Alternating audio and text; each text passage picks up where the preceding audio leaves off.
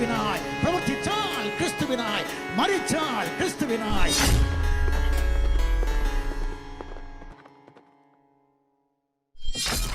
മരണത്തെ ജയിച്ചു ഉയർത്തെഴുന്നേറ്റ ദൈവപുത്രനായ യേശു ക്രിസ്തുവിൻ്റെ നിസ്തുല്യമായ നാമം മാത്രം എന്നും എന്നേക്കും വാഴ്ത്തപ്പെടുമാറാകട്ടെ. ആ യേശു ക്രിസ്തുവിൻ്റെ നിസ്തുല്യമായ നാമത്തിൽ ഈ റൂമിലുള്ള എല്ലാ പ്രിയപ്പെട്ടവർക്കും ഞങ്ങളുടെ സ്നേഹവന്ദനങ്ങൾ പ്രാരംഭമായിട്ട് അറിയിക്കുകയാണ്. സാധാരണഗതിയിൽ ക്ലബ് ഹൗസിൽ ചർച്ചയ്ക്ക് വരുന്നതെല്ലാം വളരെ സന്തോഷത്തോടെയായിരുന്നു. ഇതുവരെയുള്ള എല്ലാ ചർച്ചകളും അങ്ങനെ തന്നെയായിരുന്നു. എന്നാൽ ഇന്ന് അങ്ങനെയല്ല. ഇന്നൊരു അപകടം, നമ്മുടെ രാജ്യത്തിൻ്റെ സംയുക്ത സേനാ മേധാവി ഹെലികോപ്റ്റർ അപകടത്തിൽ കൊല്ലപ്പെട്ട വാർത്ത കേട്ടിട്ടാണ് ഇപ്പോൾ ഇവിടെ ഇരിക്കുന്നത്. മാനസികമായിട്ട് അത് വളരെ ദുഃഖമുണ്ടാക്കുന്നതാണ്. കാരണം അവരൊക്കെ നമ്മുടെയൊക്കെ സുരക്ഷയ്ക്ക് വേണ്ടി, നമ്മളിവിടെ സ്വസ്ഥമായി സമാധാനമായി ജീവിക്കേണ്ടതിന് വളരെയധികം ശരീരം കൊണ്ടും ബുദ്ധി കൊണ്ടും ഒക്കെ വളരെയധികം അധ്വാനിക്കുന്ന ആളുകളാണ്. അതിൻ്റെ ഡിഫൻസിലെ ഏറ്റവും മുകളിലുള്ള ആൾ തന്നെ കൊല്ലപ്പെട്ടു എന്നുള്ളത് രാജ്യത്തിന് തന്നെ ദുഃഖകരമായിട്ടുള്ള ഒരു സംഭവമാണ് മൊത്തം. അപ്പോൾ ആ ഒരു ദുഃഖത്തോടു കൂടെയാണ് ഇരിക്കുന്നത്. എല്ലാവിധമായ അനുശോചനങ്ങൾ ഈ ക്ലബിൻ്റെ, ഞങ്ങളുടെ ഈ റൂമിൻ്റെ എല്ലാവിധമായ അനുശോചനങ്ങളും അറിയിക്കുകയാണ്. ഇങ്ങനെ ഒരു ചർച്ച ഇന്ന് ഇപ്പോൾ ഈ വൈകുന്നേരം സംഘടിപ്പിക്കുന്നതിൻ്റെ കാരണം എന്ന് പറയുന്നത്, രാവിലെ ലോറൻസ് യോഹന്നാൻ്റെ ഒരു റൂം ഞാൻ കാണുകയുണ്ടായിരുന്നു. എന്താണെന്ന് വെച്ച് കഴിഞ്ഞാൽ, മുഹമ്മദിൻ്റെ അള്ളാഹുവും ഖുറൈശികളുടെ അള്ളാഹുവും തമ്മിലുള്ള സാമ്യങ്ങൾ. ഈ മുഹമ്മദിൻ്റെ അള്ളാഹുവും ഖുറൈശികളുടെ അള്ളാഹുവും എന്ന് പറയുന്നത് ക്രൈസ്തവരായ ഞങ്ങളെ സംബന്ധിച്ച് ഒരു വിഷയമേ അല്ല. അവരുടെ തെയ്യം, അവരുടെ മഞ്ഞക്കുറി, അവരുടെ ഉത്സവം, അവരുടെ കാവിലെ പാട്ട് ഒക്കെ അവരുടെ തന്നെ, നമുക്ക് എന്ത് എന്നുള്ളതിൽ വിട്ടതാണ്. പക്ഷെ എന്നാലും ഞാൻ അതിനകത്ത് കയറി കുറച്ചു നേരം ഒന്ന് കേട്ടു നോക്കി. കാരണം ഞാൻ ചില കാര്യങ്ങൾ പ്രതീക്ഷിച്ച പോലെ തന്നെയാണ് പിന്നെ സംഭവിച്ചത്. അവിടെ ഈ മുഹമ്മദിൻ്റെ അള്ളാഹുവും ഖുറൈശികളുടെ അള്ളാഹുവും തമ്മിലുള്ള സാമ്യമൊക്കെ പറഞ്ഞു തുടങ്ങിയ ലോറൻസ് കുറച്ച് കഴിഞ്ഞപ്പോൾ പ്രതീക്ഷിച്ചതുപോലെ ഖുർആനിലെ അള്ളാഹുവും ബൈബിളിലെ യഹോവയും തമ്മിലുള്ള സാമ്യങ്ങളാണ് പറയാൻ തുടങ്ങിയത്. അപ്പോൾ ഇത് ഇവരുടെയൊക്കെ ഒരു സ്ഥിരം തന്ത്രമാണ്, ഈ സാമ്യങ്ങൾ പറഞ്ഞ ആളുകളെ ആശയക്കുഴപ്പത്തിലാക്കുക. ബൈബിൾ വെളിപ്പെടുത്തുന്ന യഹോവയും ഖുർആനിൽ വെളിപ്പെടുന്ന അള്ളാഹുവും, അല്ലെങ്കിൽ ഖുർആനിൽ പറയുന്ന അള്ളാഹു, ഇത് ഒരാൾ തന്നെയാണെന്ന് മുസ്ലിങ്ങൾ എപ്പോഴും പെരുമറ മുഴക്കാറുണ്ട്. ഈ മുഹമ്മദ് ഈസയും യൂസഫിയാഹിയും ഇതൊക്കെ പറഞ്ഞുകൊണ്ടാണ് പല ക്രിസ്ത്യാനികളെയും ഇസ്ലാമിലേക്ക് കൊണ്ടുപോയിട്ടുള്ളത്. ഇപ്പോൾ അവർക്ക് വേണ്ടി ആ കാര്യം പറഞ്ഞുകൊണ്ടിരിക്കുന്നത് അവരുടെ പ്രിയപ്പെട്ട ലോറൻസ് ഇക്കയാണ്. ഇക്ക വന്നിട്ട് ആദ്യം അള്ളാഹുവും മുഹമ്മദിൻ്റെ അള്ളാഹുവും ഖുറൈശികളുടെ അള്ളാഹുവും തമ്മിലുള്ള സാമ്യങ്ങൾ പറയും. അങ്ങനെ സാമ്യങ്ങളൊക്കെ പറഞ്ഞ് പിന്നെ അത് ഖുർആനിലെ അള്ളാഹുവും ബൈബിളിലെ യഹോവയും തമ്മിലുള്ള സാമ്യങ്ങളാക്കി അവസാനം ഇത് രണ്ടും ഒന്നാണെന്ന് അവസാനം പറഞ്ഞു വയ്ക്കും. ഈ ബൈബിളും ഖുർആനും നിഷ്പക്ഷ മനസ്സോടുകൂടി പാരായണം ചെയ്യുന്ന ഏതൊരാൾക്കും വളരെ വ്യക്തമായി തന്നെ മനസ്സിലാക്കാൻ കഴിയുന്ന കാര്യമാണ്, യഹോവയും അള്ളാഹുവും തമ്മിൽ യാതൊരു ബന്ധവുമില്ല എന്നുള്ള സത്യം. എത്രയൊക്കെ തെളിവുകൾ നമ്മൾ നൽകിയാലും ഈ ദാവാക്കാർ പിന്നെയും ഞങ്ങളുടെ അള്ളാഹു തന്നെയാണ് നിങ്ങളുടെ യഹോവ എന്ന് പറഞ്ഞുകൊണ്ട് വരും. തൊലിക്കെട്ടി അവർക്ക് ജന്മസിദ്ധമായി കിട്ടിയിരിക്കുന്ന ഒരു സംഭവമാണ്. നമുക്കാർക്കും അത്രയും തൊലിക്കെട്ടി ഇല്ല. ഇപ്പോൾ ഈ ലോറൻസ് യോഹന്നാനെയും അതുപോലെ ഷിബു പീഡിയക്കലിനെയും പോലെയൊക്കെയുള്ള ജിഹാദി ഏജൻറ്റുമാർ, അവരും ഇത് തന്നെയാണ് ഇപ്പോൾ പറഞ്ഞുകൊണ്ട് വരുന്നത്. ഇതൊക്കെ ഒന്നാണെന്നും പറഞ്ഞുകൊണ്ട് വരും. ക്രിസ്ത്യാനികളെ വഞ്ചിക്കുക എന്നുള്ളതല്ലാതെ ആടുകളെ തങ്ങളുടെ പിന്നാലെ വലിച്ചു കൊണ്ടുപോയി ചെന്നായികൾക്ക് തിന്നാൻ കൊടുക്കുക എന്നുള്ളതല്ലാതെ വേറെ ഒരു ലക്ഷ്യവും അവരുടെ ഈ പ്രവർത്തനത്തിൻ്റെ പുറകിലില്ല. അവരുടെ ഈ വാദങ്ങളും ഈ റൂമിട്ടിട്ടുള്ള ഇങ്ങനെയുള്ള ചർച്ചകൾ, അതിനകത്ത് മുസ്ലിങ്ങൾക്കൊക്കെ വന്ന് യഹോവ അള്ളാഹു ഒരാളാണെന്ന് തന്നെ പറയാനുള്ള അവസരമൊക്കെ അവരുണ്ടാക്കി കൊടുക്കും. അതിൽ ലോറൻസ് യോഹന്നാൻ മാത്രമല്ല കേട്ടോ, വേറെ ആളുകളും ഉണ്ട്. ഈ സുവിശേഷകന്മാരൊക്കെ ഉണ്ട്. ബ്രദറൻ സുവിശേഷകന്മാരും ഇതിനകത്ത് പങ്കാളികളാണ്, അവരും ഉണ്ട്. ഒരു രാജേഷ് കുമാറുണ്ട്, കാട്ടാക്കട ബ്രദറൻ സഭയിലെ സുവിശേഷകനാണ് എന്നാണ് എൻ്റെ അറിവ്. എനിക്ക് മുമ്പ് പരിചയമുള്ള സമയത്ത് അദ്ദേഹം അവിടുത്തെ സുവിശേഷകനായിരുന്നു. ഇപ്പോൾ ലോറൻസ് യോഹന്നാൻ പറഞ്ഞു അദ്ദേഹം ബ്രദറൻ സഭയൊക്കെ വിട്ടു, പെന്തക്കോസ്തായി അഭിഷേകം പ്രാപിച്ചു, അന്യഭാഷയൊക്കെ കിട്ടി എന്നൊക്കെ പറയുന്നുണ്ട്. ഇപ്പോൾ അദ്ദേഹം പെന്തക്കോസ്തിലേക്ക് പോയോ എന്ന് എനിക്കറിയില്ല. മുന്നറിവ് വെച്ചിട്ടാണ് ഞാൻ പറഞ്ഞത്, ബ്രദറൻ സുവിശേഷകനായിരുന്നു. അപ്പോൾ അങ്ങനെയുള്ള എല്ലാവരും ഉണ്ട് ഇതിനകത്ത്. ഈ ഏതാണ് ഉദരനിമിത്തം ബഹിർദവേഷം എന്നൊക്കെ കുഞ്ചൻ നമ്പ്യാർ കൊണ്ട് പാടിയിട്ടുണ്ടല്ലോ, അല്ലെങ്കിൽ ദീപസ്തംഭം മഹാശ്ചര്യം, നമുക്കും കിട്ടണം പണം എന്നൊക്കെ പറയുന്ന ആ മെൻറ്റാലിറ്റിയിലേക്കായിട്ടൊക്കെ നടക്കുന്ന ആളുകൾ ഇതല്ല, ഇതിൻ്റെ അപ്പുറം ചെയ്യും. വിശ്വാസികളുടെ കാര്യങ്ങളല്ല അവർക്ക് വലുത്. വിശ്വാസികൾ നാശത്തിലേക്ക് പോകുമോ, തങ്ങൾ ഇതുപോലെയുള്ള ഉപദേശങ്ങളൊക്കെ കൊണ്ടുവരുമ്പോൾ ഇങ്ങനെയുള്ള പഠിപ്പിക്കലൊക്കെ ആയിട്ട് ഞങ്ങൾ വന്നു കഴിഞ്ഞാൽ ആളുകളത് വിശ്വസിച്ച് വഴിതെറ്റി നാശത്തിലേക്ക് പോകുമോ എന്നുള്ള ചിന്തയൊന്നും അവർക്കില്ല. അതുകൊണ്ടാണ് ഇങ്ങനെയൊക്കെയുള്ള റൂമുകൾ അവരിടുന്നത്. അവിടെ വന്ന് മുസ്ലിങ്ങൾക്ക് അവരുടെ ഭാഗം പറയാനുള്ള എല്ലാ അവസരവും കൊടുക്കുന്നത്. അവിടെ ക്രൈസ്തവർ ഇന്നും ഞാൻ കണ്ടു, ക്രിസ്ത്യൻ പക്ഷത്ത് നിന്നുകൊണ്ട് സംസാരിച്ച ടോമി എന്ന് പറയുന്ന ഒരാളെ ഈ ലോറൻസ് ജോഹന്നാൻ താഴേക്ക് തട്ടി. ടോമി ഒന്ന് കൃത്യമായിട്ട് ഇതിനെ ഖണ്ഡിക്കാൻ ശ്രമിക്കുകയാണ്. അപ്പോൾ കുറച്ച് കഴിഞ്ഞപ്പോൾ തന്നെ ലോറൻസിന് മനസ്സിലായി എല്ലാം ഇത്ര നേരം കഷ്ടപ്പെട്ടതൊക്കെ വെറുതെയാവും എന്ന്. അപ്പോൾ തന്നെ അയാൾ താഴേക്ക് തട്ടി. ഇതൊക്കെയാണ് ഇവരുടെ സ്ഥിരം പരിപാടി എന്ന് പറയുന്നത്. അപ്പോൾ നമ്മളിവിടെ ഇന്നത്തെ ഒരു വിഷയാവതരണത്തിൽ ഞാൻ എടുക്കുന്ന 2 കാര്യങ്ങൾ മാത്രമാണ്. ഈ അള്ളാഹുവിൻ്റെയും യഹോവയുടെയും 2 നിയമങ്ങൾ മാത്രം. അതായത് യഹോവ ഒരു നിയമം, ഇസ്രായേൽ ജനത്തിന് കൊടുത്തിരിക്കുന്ന ഒരു നിയമം, അതേ കാര്യത്തിനെ സംബന്ധിച്ച് അള്ളാഹു കൊടുത്തിരിക്കുന്ന നിയമം എന്താണ്, ഇത് ഏതാണ് നമുക്ക് അനുസരിക്കാൻ കഴിയുന്നത് എന്നുള്ളതോടൊപ്പം തന്നെ 2 വ്യത്യസ്തമായിട്ടുള്ള ഈ നിയമങ്ങളിലൂടെ ഇത് രണ്ട് പേരാണ്, ഒരാളല്ല എന്നുള്ളത് കൂടെ തെളിയിക്കുകയാണ്. അതായത് ദൈവം ഒരിടത്തൊരു കാര്യം പറയുകയും പിന്നീട് വേറെ മരുഭൂമി ചെന്ന് കഴിഞ്ഞപ്പോൾ അതിന് വിരോധമായി വേറൊരു കാര്യം പറയുക എന്നുള്ളത് അത് ശരിയായിട്ടുള്ളൊരു സംഗതിയല്ല, അത് നടക്കുന്ന കാര്യമല്ല. ദൈവം ഒരിക്കലും അങ്ങനെ ചെയ്യില്ല എന്ന് നമുക്കറിയാം. അപ്പോൾ ആ 2 നിയമങ്ങളെക്കുറിച്ചുള്ളതാണ്. നമുക്കറിയാം, ഈ ഇസ്ലാമിക നിയമം അനുസരിച്ച് മോഷ്ടിക്കുന്ന ഒരാൾക്ക് അയാളുടെ ശിക്ഷ എന്താണെന്ന് നമുക്കറിയാം. മോഷ്ടാവിൻ്റെ കൈ വെട്ടിക്കളയുക എന്നുള്ളതാണ് ശിക്ഷ. അപ്പോൾ ഇതിനെ മുസ്ലിങ്ങൾ പറയുന്നത് ഇത് കഠിനമായിട്ടുള്ള ഈ ശിക്ഷ മോഷണം കുറയ്ക്കാൻ, കളവ് കുറയ്ക്കാൻ ഇത് സഹായിക്കുമെന്നൊക്കെ അവർ പറയുന്നുണ്ട്. പക്ഷേ നമ്മൾ നോക്കിക്കഴിഞ്ഞാൽ കളവ് കുറയ്ക്കാനൊന്നും ഇത് സഹായിക്കുന്നൊന്നുമില്ല. കാരണം അങ്ങനെയാണെങ്കിൽ ഈ അറേബ്യയിൽ അല്ലെങ്കിൽ ഇസ്ലാമിക രാജ്യങ്ങളിലൊന്നും മോഷണം ഉണ്ടാകാനേ പാടില്ല. പക്ഷെ അവിടെ മോഷണങ്ങളുമുണ്ട്, കൈവെട്ടുമുണ്ട്. സർവ്വസാധാരണമായിട്ട് അതിങ്ങനെ തുറന്നുകൊണ്ടിരിക്കുകയാണ്. നമ്മുടെ നാട്ടിലെ കൊള്ളതിനേക്കാൾ കൂടുതലുണ്ട് അവിടെ. കൈവെട്ടുകൾ ഇങ്ങനെ തുറന്നുകൊണ്ടിരിക്കുന്നു. അപ്പോൾ മോഷണമൊന്നും കുറയുന്നൊന്നുമില്ല, അതൊക്കെ വെറുതെയാണ്. എന്നാൽ എന്താണ് ഇതിൻ്റെ ഈ നിയമങ്ങൾ നമുക്ക് നോക്കാം. ഖുർആനിൽ എന്താണ് പറയുന്നതെന്ന് വെച്ച് കഴിഞ്ഞാൽ സൂറ 5:38 നമ്മൾ വായിക്കുന്നത്, മോഷ്ടിക്കുന്നവൻ്റെയും മോഷ്ടിക്കുന്നവരുടെയും കൈകൾ നിങ്ങൾ മുറിച്ചു കളയുക, അവർ സമ്പാദിച്ചതിനുള്ള പ്രതിഫലവും അല്ലാഹുവിങ്കിൽ നിന്നുള്ള മാതൃകാപരമായ ശിക്ഷയുമാണത്. അല്ലാഹു പ്രതാപിയും യുക്തിമാനും ആകുന്നു. സൂറ 5:38. ഇത് വളരെ മാതൃകാപരമായ ശിക്ഷയാണെന്നാണ് പറയുന്നത്. എന്ത്? മോഷ്ടിക്കുന്നവരുടെയും കൈകൾ മുറിച്ചു കളയുന്നത് വളരെ മാതൃകാപരമായ ശിക്ഷയാണ്. ഇത് മാതൃകാപരമായ ശിക്ഷയാണോ? ആണോ? നമുക്കതൊന്ന് പരിശോധിച്ച് നോക്കാം. ഈ ശിക്ഷാവിധി, ഇവർ കൈവെട്ടുക എന്ന് പറയുന്നത്, കട്ടവൻ്റെ കൈവെട്ടുക എന്ന് പറയുന്ന ഈ ശിക്ഷാവിധി, ഇത് വളരെ പ്രാകൃതമാണ്, അനീതി നിറഞ്ഞതാണ്. ഇതൊരിക്കലും മാതൃകാപരമായൊരു സംഭവമല്ല. ഞാനതൊന്ന് വിശദീകരിക്കാം. 2 വ്യക്തികൾ, എ എന്നും ബി എന്നും നമുക്ക് പേര് കൊടുക്കാം. ഇതിൽ എ ഒരു കള്ളനാണ്, മോഷ്ടാവാണ്. ബി ആണെങ്കിൽ മര്യാദയ്ക്ക് അധ്വാനിച്ച് ജീവിക്കുന്ന ഒരു മനുഷ്യൻ. അധ്വാനിച്ച് ജീവിച്ച് അദ്ദേഹം കൃഷി ചെയ്തോ അല്ലെങ്കിൽ ബിസിനസ് ചെയ്തോ എന്തോ കുറേയൊക്കെ സമ്പാദിച്ച് പ്രായമായി. അപ്പോൾ പ്രായമായിട്ട് ഇനി പ്രശ്നമൊന്നുമില്ല, വാർദ്ധക്യകാലത്ത് അദ്ദേഹത്തിന് ആവശ്യമായിട്ടുള്ള ഇതെല്ലാം ഉണ്ട്, സമ്പത്തൊക്കെ ഉണ്ട്. അങ്ങനെ അദ്ദേഹം അവിടെ സ്വസ്ഥമായിട്ട് ജീവിക്കുമ്പോൾ ഈ എ വരികയാണ്. എ വന്നിട്ട് ബിയുടെ സമ്പാദ്യമൊക്കെ മോഷ്ടിക്കുന്നു. ഇതെല്ലാം മോഷ്ടിച്ച അയാൾ പോയി. പിന്നീട് എയെ പിടിക്കുകയാണ്. എയെ പോലീസ് അറസ്റ്റ് ചെയ്യുമ്പോൾ അയാളുടെ കയ്യിലൊന്നുമില്ല, ഒക്കെ അയാൾ ധൂർത്തടിച്ച് തീർത്തു. സകലതും ധൂർത്തടിച്ച് തീർത്ത് ഒന്നുമില്ലാത്ത അവസ്ഥയിലാണ് പിടിക്കുന്നത്. ഇസ്ലാമിക നിയമപ്രകാരം എയുടെ കൈകൾ വെട്ടിക്കളയാണ്. ഇനി മരണം വരെ ഇയാൾക്ക് കൈകളില്ല, അല്ലെങ്കിൽ ഒരു കൈയില്ല. ഒന്നുകിൽ ഒരു കൈ അല്ലെങ്കിൽ 2 കൈ, എന്തോ. ഇനിയിപ്പോൾ ഒരു കൈ തന്നെ കൂട്ടിക്കും, കൈയില്ല. അങ്ങനെ വരുമ്പോൾ ഇയാൾക്ക് ഇനി ഒരിക്കലും അധ്വാനിച്ച് ജീവിക്കാൻ പറ്റില്ല. ഭാവിയിൽ ഇയാൾ മാനസാന്തരപ്പെട്ട് മോഷണം നിർത്തി നല്ലവനായി ജീവിക്കണമെന്ന് ആഗ്രഹിച്ചാലും അയാൾക്കത് സാധിക്കുകയില്ല. കാരണം അയാൾക്ക് അധ്വാനിക്കാൻ കഴിയില്ല. അപ്പോൾ അയാളൊരു ബാധ്യതയാണ്, അയാളുടെ കുടുംബത്തിനൊരു ബാധ്യതയാണ് അയാൾക്ക് വേണ്ടി കൂടി ഇനി കുടുംബത്തിലെ വേറെ ആളുകൾ അധ്വാനിച്ച് അയാളെ പോറ്റേണ്ടതായിട്ട് വരികയാണ്. മരണം വരെ ഇയാൾ മറ്റുള്ളവർക്കൊരു ബാധ്യതയായിട്ട് തന്നെ തുടരും. അതായത് ഇയാൾ ചെയ്ത ഈ കുറ്റത്തിന് പരോക്ഷമായിട്ട് മറ്റുള്ളവരും കൂടി ശിക്ഷ അനുഭവിക്കണം, അല്ലെങ്കിൽ അവർ ശിക്ഷിക്കപ്പെടുകയാണ് പ്രാകൃതമായ ഈ ശിക്ഷാവിധിയിലൂടെ. ഇനി ബിയുടെ അവസ്ഥ എന്താണ്? ബിയെ സംബന്ധിച്ച് അയാൾക്ക് നഷ്ടപ്പെട്ട ഈ ജീവിത സമ്പാദ്യം അത് നഷ്ടപ്പെട്ടതാണ്, അതിനൊരിക്കലും തിരിച്ചു കിട്ടാൻ പോകുന്നില്ല. എ മോഷ്ടിച്ചു, അത് മുഴുവൻ ദൂർത്തടിച്ച് കളഞ്ഞു. പിടിച്ച സമയത്ത് അയാളുടെ ഒന്നുമില്ലല്ലോ, അയാളുടെ കൈ വെട്ടിക്കളഞ്ഞു, അയാളെ അങ്ങ് വിട്ടു. ഇയാളാണെങ്കിൽ ഒന്നുമില്ലാതെ ഒറ്റ രാത്രി കൊണ്ട് ഇയാൾ പാപ്പരായ അവസ്ഥയിലായി. സ്വർണമായിട്ടോ പണമായിട്ടോ ഉണ്ടായിരുന്നതെല്ലാം നഷ്ടപ്പെട്ടു പോയി. ഇപ്പോൾ പ്രായവുമായി. ഇനി ഇയാൾ വീണ്ടും അധ്വാനിച്ച് ഇതുപോലെ ഉണ്ടാക്കുക എന്നൊക്കെ പറയുന്നത് കഷ്ടമാണ്. അയാളുടെ വാർദ്ധക്യം, മരണം വരെയുള്ള കാലം ഇനി അയാൾ വളരെ ബുദ്ധിമുട്ടിലും കഷ്ടത്തിലും അയാൾ ജീവിക്കേണ്ടി വരികയാണ്, തള്ളി നീക്കേണ്ടി വരികയാണ്. അപ്പോൾ അതൊരു ഭീകരമായൊരവസ്ഥയാണ്. അങ്ങനെ ഒരു അവസ്ഥയിലേക്ക് അയാൾ മാറ്റപ്പെടുന്നു. അപ്പോൾ നോക്കണം നിങ്ങൾ, മോഷ്ടിക്കപ്പെട്ടവൻ്റെ ഇതുവരെയുള്ള ജീവിതം വെറുതെയായി. അധ്വാനിക്കാനുള്ള ആരോഗ്യമില്ലാത്ത പ്രായത്തിലായതുകൊണ്ട് ഇനി കഷ്ടപ്പെട്ട് ജീവിക്കേണ്ടി വരികയാണ്.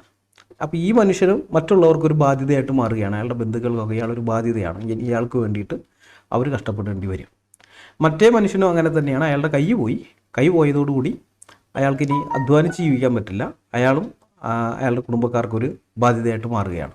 അപ്പോൾ ഇങ്ങനെയുള്ള അനീതി നിറഞ്ഞ പ്രാകൃതമായ ഒരു ശിക്ഷാ സമ്പ്രദായത്തിനെയാണ് ഖുർആൻ്റെ അകത്ത് മാതൃകാപരമായ ശിക്ഷാവിധി എന്ന് വിളിച്ചിരിക്കുന്നത്. അത് ഈ തലച്ചോറ് മദ്രസയിൽ പണയം വെച്ച ടീമുകളുണ്ടല്ലോ, അവരാണ് ഇത് സമ്മതിച്ചു കൊടുക്കുക. ഖുർആനിൽ ഇത് പറയുമ്പോൾ ഇത് വളരെ തികച്ചും മാതൃകാപരമായ ശിക്ഷാവിധി തന്നെയാണെന്ന് പറയുമ്പോൾ അതെ മാതൃകാപരമായ ശിക്ഷാവിധി തന്നെയെന്ന് ഈ തലച്ചോറ് 7-ാം നൂറ്റാണ്ടിലെ കാട്ടറബികൾക്ക് പണയം വെച്ചവന്മാർ സമ്മതിച്ചു കൊടുക്കും. പക്ഷെ ചിന്താശേഷി അല്പമെങ്കിലുമുള്ള ബുദ്ധിയും ബോധവും 7 അയലത്ത് കൂടി പോയിട്ടുള്ള ആൾക്കാർ ഇത് സമ്മതിക്കുകയില്ല. അവരെ സംബന്ധിച്ച് ഇത് വളരെ അനീതിയാണ്. ഇത് അനീതി മാത്രമല്ല, പ്രാകൃതവുമാണ്. അങ്ങനെയുള്ളൊരു ശിക്ഷാവിധിയാണിത്. ഇപ്പോൾ മോഷ്ടിക്കപ്പെട്ടവന് നഷ്ടം വരാത്ത വിധത്തിൽ മോഷ്ടാവിനെ ശിക്ഷിക്കാൻ കഴിയാത്ത അനീതി നിറഞ്ഞ ഒരു ശിക്ഷാ സമ്പ്രദായം അത് നൽകിയിരിക്കുന്നത്, നിയമമായിട്ട് നൽകിയിരിക്കുന്ന ഈ അള്ളാഹു, അത് മാതൃകാപരമായ ശിക്ഷാവിധി എന്ന് പറഞ്ഞുകൊണ്ട് നൽകിയിരിക്കുന്ന അള്ളാഹു ഈ സർവജ്ഞാനിയാണെന്നൊക്കെ ഇവർ തള്ളുമ്പോൾ നമുക്ക് ചിരി വരും. കാരണം സർവജ്ഞാനിയാണെങ്കിൽ ഒരിക്കലും ഇങ്ങനെയുള്ള നിയമമൊന്നുമല്ല കൊടുക്കേണ്ടത്, തികച്ചും നീതിപൂർവമുള്ള ഒരു നിയമം കൊടുക്കണമായിരുന്നു. അപ്പോൾ അങ്ങനെയുള്ള ഈ ശിക്ഷാ സമ്പ്രദായം നിറഞ്ഞ ഈ മതത്തെ, ഇസ്ലാം എന്ന് പറയുന്ന ഈ മതത്തെ അല്ലെങ്കിൽ ഐഡിയോളജിയെ, ഇത് വലിയ സംഭവമാണെന്നൊക്കെ പറഞ്ഞ് നിങ്ങളൊക്കെ തള്ളിക്കോ. ലോറൻസിക്കയുടെ അനിയന്മാരായ മുഹമ്മദ് ഈസ ആയാലും യൂസഫ് യഹ്യ ആയാലും നിങ്ങളൊക്കെ തള്ളിക്കോ. പക്ഷെ അത് ക്രിസ്ത്യാനികളുടെ നേരെ തള്ളിക്കൊണ്ട് വരരുത്, വേറെ എവിടെയെങ്കിലും പോയി തള്ളിക്കൊള്ളണം, ഞങ്ങളുടെ നേരെ വന്നേക്കരുത് കേട്ടാ.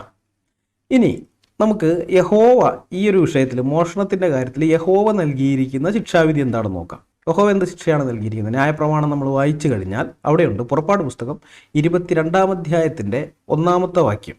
ഒരുത്തൻ ഒരു കാളയെയോ ഒരു ആടിനെയോ മോഷ്ടിച്ച് അറുക്കുകയാകട്ടെ വിൽക്കുകയാകട്ടെ ചെയ്താൽ അവൻ ഒരു കാളയ്ക്ക് 5 കാളയെയും ഒരു ആടിന് 4 ആടിനെയും പകരം കൊടുക്കണം.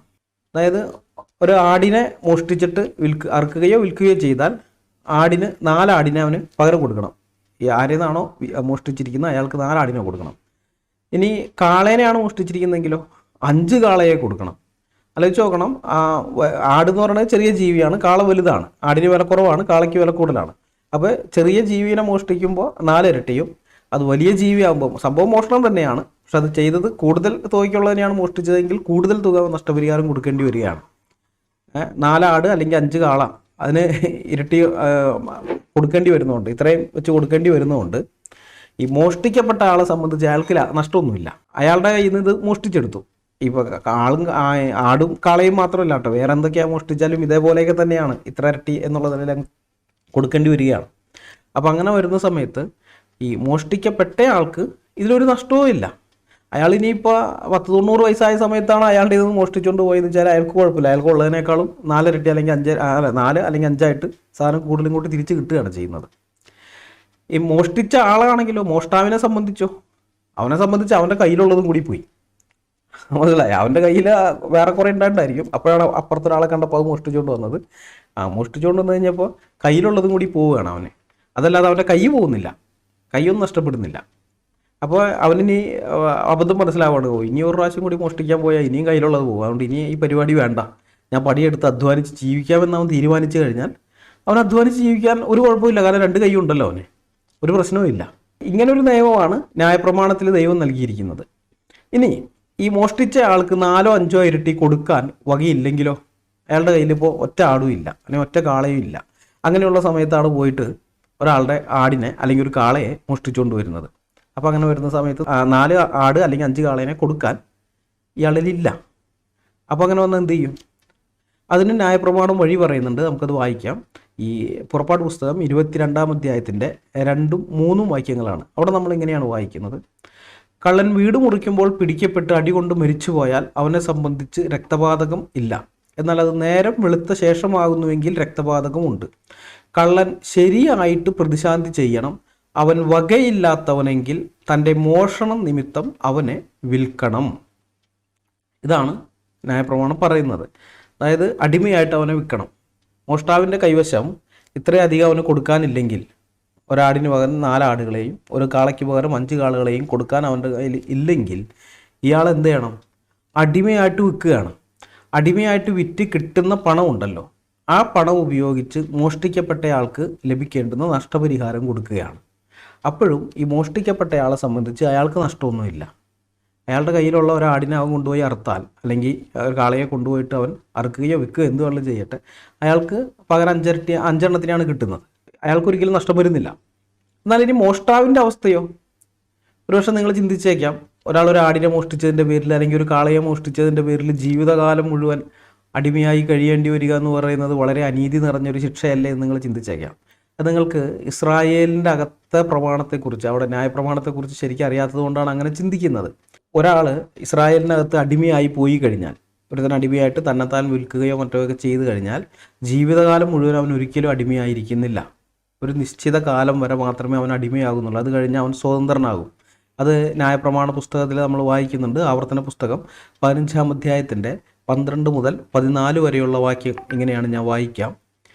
നിന്റെ സഹോദരനായ ഒരു എബ്രായ പുരുഷനോ എബ്രായ സ്ത്രീയോ നിനക്ക് തന്നെത്താൻ വിറ്റിട്ട് 6 സംവത്സരം നിന്നെ സേവിച്ചാൽ 7-ാം സംവത്സരത്തിൽ നീ അവനെ സ്വതന്ത്രനായി വിട്ടയക്കണം. അവനെ സ്വതന്ത്രനായി വിട്ടയക്കുമ്പോൾ അവനെ വെറും കൈയായിട്ട് അയക്കരുത്. നിന്റെ ആട്ടിൻകൂട്ടത്തിൽ നിന്നും കളത്തിൽ നിന്നും മുന്തിരിച്ചക്കിൽ നിന്നും അവന് ഔദാര്യമായി ദാനം ചെയ്യണം. നിന്റെ ദൈവമായ യഹോവ നിന്നെ അനുഗ്രഹിച്ചതുപോലെ നീ അവന് കൊടുക്കണം. നിയമാവർത്തന പുസ്തകം 15-ാം അധ്യായത്തിൻ്റെ 12 മുതൽ 14 വരെയുള്ള വാക്യങ്ങൾ. അതുകൂടെ വ്യക്തമായിട്ട് പറയാണ്, 6 സംവത്സരം, അതായത് 6 കൊല്ലം അല്ലെങ്കിൽ 6 വർഷം മാത്രമേ അവൻ അടിമയായിരിക്കേണ്ട കാര്യമുള്ളൂ. 7-ാം സംവത്സരത്തിൽ ഇവൻ സ്വതന്ത്രനാണ്. അവന് സ്വാതന്ത്ര്യത്തിലൂടെ തിരിച്ചു പോകാം. ഇനി അവനങ്ങനെ സ്വതന്ത്രനായിട്ട് പോകുമ്പോൾ അവനൊന്നുമില്ലാത്തവനായിട്ടല്ല ഇതുവരെ സേവിച്ച യജമാനെ വിട്ടു പോകേണ്ടത്. അവനൊരു പുതിയ ജീവിതം തുടങ്ങാൻ ആവശ്യമായ വസ്തുക്കൾ പഴയ യജമാനൻ അവന് നൽകണം. കാരണം അവൻ 6 വർഷം കൂലിയില്ലാതെ ജോലി ചെയ്തതാണ്. ഇവനെ വാങ്ങുന്ന സമയത്ത് ചിലവായ പൈസ മാത്രമേ യജമാനന് ഇതായിട്ടുള്ളൂ. പിന്നെ 6 കൊല്ലം ഇവൻ മാടിനെ പോലെ പണിയെടുത്തു. അങ്ങനെ പണിയെടുത്തിരിക്കുന്നതുകൊണ്ട് തന്നെ ഇവനിപ്പോൾ അത് നിർത്തിയിട്ട് ഇനിയിപ്പോൾ സ്വതന്ത്രനായിട്ട് പോകുമ്പോൾ അവനൊരു പുതിയ ജീവിതം തുടങ്ങാൻ ആവശ്യമായ കാര്യങ്ങൾ, അതാണ് നമ്മൾ വായിക്കുന്നത്. അവനെ വെറും കൈയായിട്ട് അയക്കരുത്. നിന്റെ ആട്ടിൻകൂട്ടത്തിൽ നിന്നും കളത്തിൽ നിന്നും മുന്തിരിച്ചക്കിൽ നിന്നും അവന് ഔദാര്യമായി ദാനം ചെയ്യണം. നിന്റെ ദൈവമായ യഹോവ നിന്നെ അനുഗ്രഹിച്ചതുപോലെ നീ അവന് കൊടുക്കണം. അപ്പോൾ പുതിയൊരു ജീവിതം അവന് തുടങ്ങുവാൻ, സമൂഹത്തിൻ്റെ മുഖ്യധാരയിലേക്ക് വരുവാൻ, മനസ്സിലായ, അതിനുള്ള കാര്യങ്ങളൊക്കെ കൊടുക്കുകയാണ്. അതായത് അവനെ സംബന്ധിച്ചിടത്തോളം ഒരു മോഷണ നിമിത്തം തൻ്റെ ജീവിതത്തിലെ വിലപ്പെട്ട 6 വർഷങ്ങൾ നഷ്ടപ്പെട്ടിരിക്കുകയാണ്. ഇനി ഒരു പ്രാവശ്യം കൂടി മോഷ്ടിച്ചാൽ ഇനിയും 6 കൊല്ലം നഷ്ടപ്പെടും. അപ്പോൾ ഈ തിരിച്ചറിവ് വരുമ്പോൾ അവൻ എന്ത് ചെയ്യും? ഈ മോഷണം നിർത്തി അധ്വാനിച്ച് ജീവിക്കാനുള്ള സാധ്യത വളരെ കൂടുതലാണ്. അല്ലെങ്കിൽ മോഷണത്തിലേക്ക് അവൻ തിരിച്ചു പോകാനുള്ള സാധ്യത വളരെ വളരെ കുറവാണ്. അവൻ അധ്വാനിച്ച് ജീവിക്കും. കാരണം കഴിഞ്ഞ 6 വർഷമായിട്ട് അവൻ മാടിനെ പോലെ അധ്വാനിച്ച് ജീവിച്ചുകൊണ്ടിരിക്കുകയായിരുന്നു. അങ്ങനെ അധ്വാനിച്ച് ജീവിച്ച ആൾ സ്വാഭാവികമായിട്ട് ആ അടിമത്തത്തിൽ നിന്ന് മോചിതനായിട്ട് വരുമ്പോൾ ഇത്രയും നാൾ മറ്റൊരാൾക്ക് വേണ്ടിയാണ് അധ്വാനിച്ചത്, ഇനി എനിക്ക് വേണ്ടി തന്നെ ഞാൻ അധ്വാനിക്കാം എന്നുള്ള ചിന്തയിൽ അവൻ അധ്വാനിക്കും. അപ്പോൾ അങ്ങനെ അധ്വാനിച്ച് ജീവിക്കാൻ ആവശ്യമായിട്ടുള്ള വസ്തുക്കൾ അവന് കൊടുത്തിട്ട് വേണം അവനെ സ്വാതന്ത്ര്യത്തിലേക്ക് പറഞ്ഞയക്കാൻ എന്നാണ് ഇവിടെ ന്യായപ്രമാണ പുസ്തകത്തിൽ നമ്മൾ വായിച്ചത്. മനസ്സിലായോ? അപ്പോൾ പിന്നെയുള്ള അവൻ്റെ ജീവിതം അവൻ സമൂഹത്തിനൊരു ബാധ്യതയാകുന്നില്ല, അവൻ കുടുംബത്തിനൊരു ബാധ്യതയാകുന്നില്ല എന്ന് മാത്രമല്ല, അവൻ സമൂഹത്തിൻ്റെ മുഖ്യധാരയിലേക്ക് വരികയാണ്. സമൂഹത്തിൻ്റെ ഭാഗമായിട്ട് അവൻ മാറുകയാണ്. ഒരു കുഴപ്പവുമില്ല. ഇപ്പോൾ 3500 വർഷം മുമ്പുള്ള ഒരു ജനസമൂഹത്തിൽ ഈ വിഷയം ഇതിനേക്കാൾ നന്നായിട്ട് ഈ വിഷയം കൈകാര്യം ചെയ്യാൻ പറ്റുമെന്ന് തോന്നുന്നില്ല. ഈ മോഷ്ടിക്കപ്പെട്ടയാൾക്ക് ഒരു നഷ്ടവും വരുന്നില്ല. അയാൾക്ക് 4 അല്ലെങ്കിൽ 5 ആണ് കൂടുതൽ കിട്ടുന്നത്.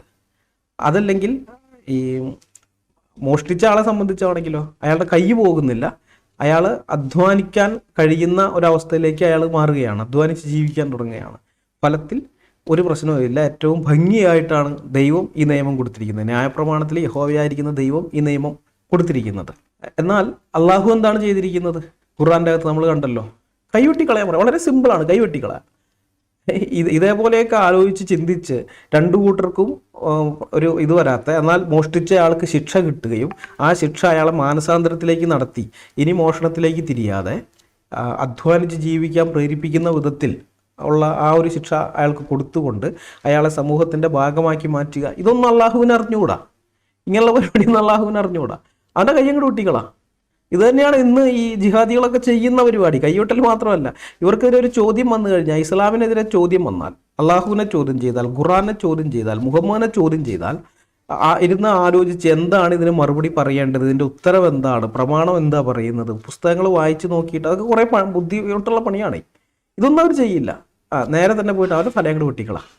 ഈ ചോദ്യം ചോദിച്ച ആളുടെ തല അങ്ങ് വെട്ടിക്കളയാണ്. പ്രശ്നം തീർന്നല്ലോ, ഇത് തീർന്നു, കേസ് ക്ലോസ്. ഇതാണ് ഇവരുടെ പരിപാടി. അള്ളാഹു അത് തന്നെയാണ് പറയുന്നത്. ആ മോഷ്ടിച്ചോ, ആ കൈ അങ്ങോട്ട് വെട്ടിക്കളഞ്ഞാക്കി. അതിനുശേഷം അവൻ്റെ ജീവിതം എങ്ങനെയാകുന്നു, അവനെ ചുറ്റിപ്പറ്റിയുള്ളവരുടെ ജീവിതം എങ്ങനെയാകുന്നു, ഈ മോഷ്ടിക്കപ്പെട്ട അയാൾക്ക് ഇതിന് എന്തൊരു നഷ്ടപരിഹാരം ഇതിനകത്ത് ലഭിക്കുന്നു, ഇതൊന്നും അള്ളാഹുവിന് വിഷയമല്ല. മോഷ്ടിച്ചവൻ്റെ കൈ അങ്ങോട്ട് വെട്ടിയാൽ മതി. ഈ അള്ളാഹുവും കൃത്യമായിട്ട് ആ മോഷ്ടിച്ച ആളെയും മോഷ്ടിക്കപ്പെട്ട ആൾക്കൊക്കെ മോഷ്ടിക്കപ്പെട്ട ആൾക്ക് നഷ്ടം വരാത്ത വിധത്തിൽ മോഷ്ടിച്ച ആളെ ഒരു മാനസാന്തരത്തിലേക്ക് നടത്തി അയാളെ അധ്വാനിച്ച് ജീവിക്കാൻ പറ്റുന്ന ഒരു പരുവത്തിലേക്ക് അയാളെ കൊണ്ടുവരികയൊക്കെ ചെയ്യുന്ന ന്യായയുക്തമായ നിയമം കൊടുത്ത യഹോവയും ഒരാളാണെന്ന് ലോറൻസിക്ക് പറയണമെങ്കിൽ പറയാം. അത് അനിയന്മാരുടെ അടുത്ത് പറഞ്ഞാൽ മതി, ഞങ്ങളുടെ അടുത്ത് പറയണ്ട, ക്രിസ്ത്യാനികളുടെ അടുത്ത് പറയണ്ട കേട്ടാ ലോറൻസിക്ക. ആ പരിപാടി വേണ്ട. ഇനി വേറൊരു കാര്യം കൂടി, ഇവർ തമ്മിലുള്ള യഹോവയും അള്ളാഹുവും തമ്മിലുള്ള വേറൊരു വൈജാത്യം, അത് നമുക്ക് പരിശോധിച്ച് നോക്കാം. നമ്മൾ ന്യായപ്രമാണത്തിൽ കാണുന്ന 10 കൽപ്പനയുണ്ടല്ലോ, അവിടെ ആ 10 കൽപ്പനയിൽ ഒന്നാണ് കൊല ചെയ്യരുത് എന്നുള്ളത്. കൊല ചെയ്യരുതെന്ന് പറഞ്ഞാൽ കുറ്റവാളിക്ക് വധശിക്ഷ നൽകരുതെന്നോ, യുദ്ധം ചെയ്യാൻ വരുന്നവരെ കൊല്ലരുതെന്നോ, അല്ലെങ്കിൽ എന്തെങ്കിലും ഒരു പാപം ചെയ്ത ആളുകളെ അവരുടെ ആ ശിക്ഷയുടെ ഭാഗമായിട്ട് അവരെ കൊല്ലരുതോ എന്നൊന്നുമല്ല അർത്ഥമാക്കുന്നത്. നിരപരാധിയായ ഒരു മനുഷ്യനെ കാരണം കൂടാതെ കൊല്ലരുത് എന്നാണ് ഈ കൊല ചെയ്യരുത് എന്നുള്ളതിലൂടെ അർത്ഥമാക്കുന്നത്. കുറ്റമില്ലാത്ത രക്തം ചൊരിയരുത് എന്നുള്ളതാണ്. അങ്ങനെയുള്ള കൊലപാതകം ആര് ചെയ്താലും, അതിപ്പോൾ ഇസ്രായേലിലെ രാജാവ് ചെയ്താലും ശരി, അവരെ ശിക്ഷിക്കണമെന്നാണ് യഹോവയായ ദൈവം ബൈബിളിൽ പറഞ്ഞിട്ടുള്ളത്. കുറ്റമില്ലാത്ത രക്തം ആര് ചൊരിഞ്ഞാലും, അത് ദൈവത്തിന് എത്ര പ്രിയപ്പെട്ട ആളായിരുന്നാലും ശരി, അന്യായമായിട്ട് അയാൾ ആരെയെങ്കിലും വധിച്ചിട്ടുണ്ടെങ്കിൽ യഹോവയായ ദൈവം അതിന് ശിക്ഷ കൊടുക്കാതിരുന്നിട്ടില്ല. ഈ പുതിയ നിയമത്തിൽ ദൈവത്തിൻ്റെ ഹൃദയപ്രകാരമുള്ള മനുഷ്യൻ എന്ന് വിശേഷിപ്പിക്കപ്പെട്ടിരിക്കുന്ന ആളാണ് ദാവീദ് രാജാവ്. ഈ ദാവീദ് രാജാവ് നല്ലൊരു ഉദാഹരണമാണ്. നേരത്തെ അജീഷ് ബ്രദറിൻ്റെ വിഷയാവതരണത്തിനകത്ത് അജീഷ് ബ്രദർ അതൊന്ന് സൂചിപ്പിച്ചു വിട്ടിരുന്നു, ദാവീദിൻ്റെ കാര്യം. ഈ ദാവീദിൻ്റെ പടയാളിയായ ഹിത്തിനായ ഊരിയാവിൻ്റെ ഭാര്യ ബത്ശബയെ കണ്ടു മോഹിച്ച ദാവീദ് അവളെ അന്തഃപുരത്തിലേക്ക് വിളിച്ചു വരുത്തി അവളുമായിട്ട് ശയിക്കുന്നുണ്ട്. പിന്നീട് ഈ ബത്ശബ ഗർഭിണിയാണെന്ന് അറിഞ്ഞപ്പോൾ അവളുടെ ഗർഭത്തിൻ്റെ ഉത്തരവാദി ഊരിയാവാണെന്ന് വരുത്തി തീർക്കാൻ വേണ്ടി ദാവീദ് രാജാവ് ഊരിയാവിനെ പടക്കളത്തിൽ നിന്നും തിരിച്ചു വിളിച്ച് യുദ്ധരംഗത്തെ വിശേഷങ്ങളൊക്കെ അന്വേഷിച്ച ശേഷം അവനെ തൻ്റെ സ്വന്തം വീട്ടിലേക്ക് പറഞ്ഞയക്കുന്നു. എന്നാൽ ഊരിയാവ് തൻ്റെ ഭാര്യയോടുകൂടെ ശയിക്കാൻ വേണ്ടി വീട്ടിലേക്ക് പോകാതെ ദാവീദിൻ്റെ പടയാളികൾക്കൊപ്പം ഭൃത്യന്മാർക്കൊപ്പം കിടന്നുറങ്ങുകയാണ്. അപ്പോൾ ഇത് ദാവീദ് ചാരന്മാർ മുഖാന്തരം അറിഞ്ഞു, ഇവൻ വീട്ടിലേക്ക് പോയിട്ടില്ല, ഭാര്യയോടൊപ്പം അവിടേക്ക് പോയിട്ടില്ല, ഭാര്യയുടെ അടുത്തേക്ക് പോയിട്ടില്ല, ഇവൻ ഭൃത്യന്മാരോടൊപ്പമാണ് കിടന്നുറങ്ങിയെന്നുള്ളത്. രാവിലെ ദാവീദ് അവനെ വിളിച്ച് എന്തുകൊണ്ടാണ് നീ വീട്ടിലേക്ക് പോയെന്ന് അന്വേഷിച്ചപ്പോൾ അവൻ്റെ മറുപടി ഇങ്ങനെയാണ്. ഈ 2 ശമൂവേൽ 11-ാം അധ്യായത്തിൻ്റെ 11-ാം വാക്യം: പെട്ടകവും ഇസ്രായേലും യഹൂദയും കൂടാരങ്ങളിൽ വസിക്കുന്നു. എൻ്റെ യജമാനായ യോവാബും യജമാനൻ്റെ ഭൃത്യന്മാരും വെളിമ്പ്രദേശത്ത് പാളയം ഇറങ്ങിക്കിടക്കുന്നു.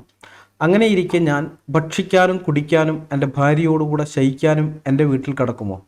നിന്നാണ്, നിൻ്റെ ജീവനാണ്, ഞാനത് ചെയ്യുകയില്ല. 2 ശമൂവേൽ 11:11. അപ്പോൾ ഈ മനുഷ്യന് ദാവീദിനോടുണ്ടായിരുന്ന ആത്മാർത്ഥത എത്ര വലുതാണെന്നാണ് നമുക്ക് ഇന്ന് മനസ്സിലാകുന്നത്. ആ മനുഷ്യൻ്റെ മറുപടി. ദാവീദ് അന്ന് രാത്രിയും ഊരിയാവിനെ തൻ്റെ വീട്ടിലേക്ക് പറഞ്ഞയച്ചെങ്കിൽ അവൻ പോയില്ല, രാജാവിൻ്റെ ഭൃത്യന്മാരോടൊപ്പം കിടന്നുറങ്ങി.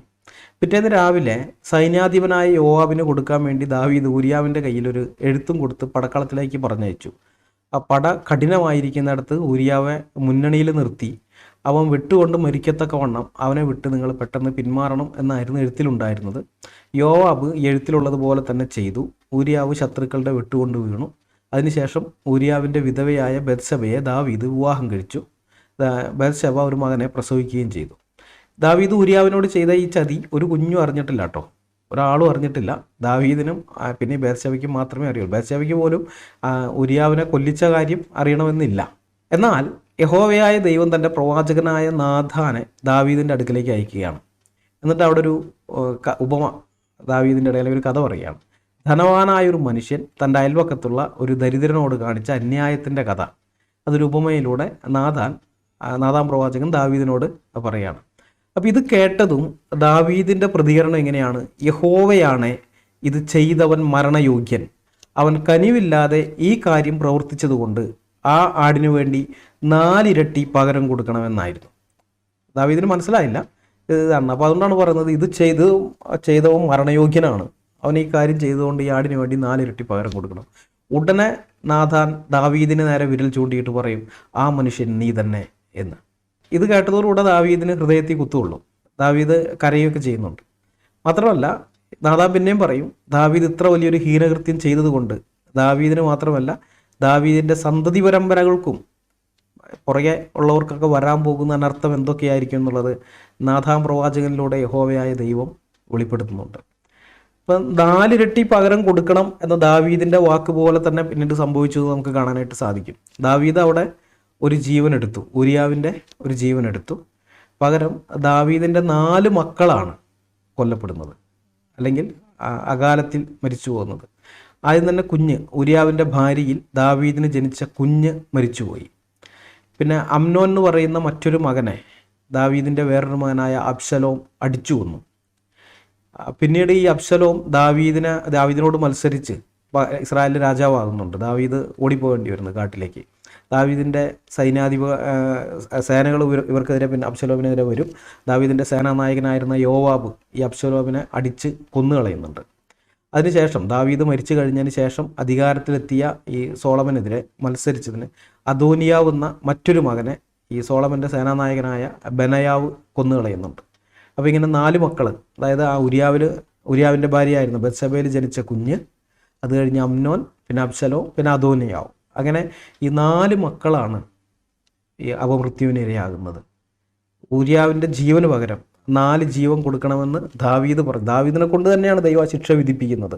ദാവീദാ പറയുന്നത്. അവനിതിന് പകരം 2 ഇരട്ടി പകരം കൊടുക്കണമെന്നാണ് ദാവീദ് പറഞ്ഞിരുന്നതെങ്കിൽ 4 പേര് കൊല്ലപ്പെട്ടില്ലായിരുന്നു, 2 പേരെ അങ്ങനെ മരിക്കുള്ളായിരുന്നു. അല്ലെങ്കിൽ 3 ഇരട്ടി എന്ന് പറഞ്ഞാൽ 3 പേരെ മരിക്കുള്ളായിരുന്നു. അല്ലെങ്കിൽ 5 ഇരട്ടി കൊടുക്കണമെന്ന് ദാവീദ് പറഞ്ഞിരുന്നെങ്കിൽ ഒരാളും കൂടി മരിച്ചേനെ ഇതേപോലെ. കാരണം ദാവീദിനെ കൊണ്ട് തന്നെയാണ് ദൈവ ശിക്ഷ വിധിപ്പിച്ചത്. അതനുസരിച്ച് തന്നെ അങ്ങ് എടുത്തു.